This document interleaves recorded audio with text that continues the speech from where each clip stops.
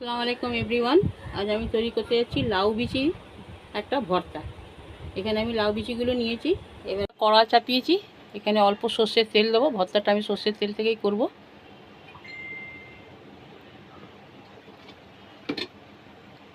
এখানে 4 কুচি রসুন নিয়েছি, একটা শুকনো লঙ্কা নিয়েছি।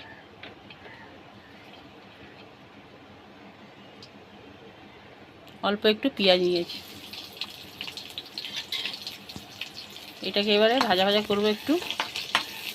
দেখুন বন্ধুরা, পেঁয়াজ রসুন আমার লঙ্কা সব ভাজা ভাজা হয়ে গেছে। এইগুলোকে আমি এবার তুলে নেব।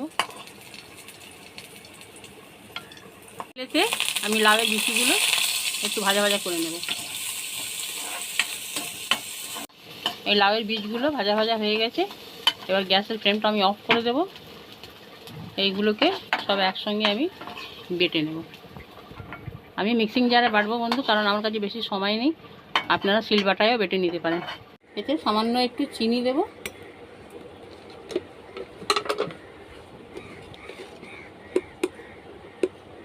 স্বাদ মতো লবণ দেব। এবার এটাকে আমি গ্রাইন্ড করে নেব। লাউয়ের বীজটা অল্প ছিল বলে সেই জন্য ভর্তাটা অল্প হয়েছে।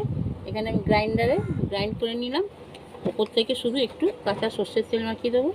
এটা গরম গরম ভাতের সঙ্গে পরিবেশন করবেন, খুব সুন্দর লাগবে খেতে। আল্লাহ হাফিজ।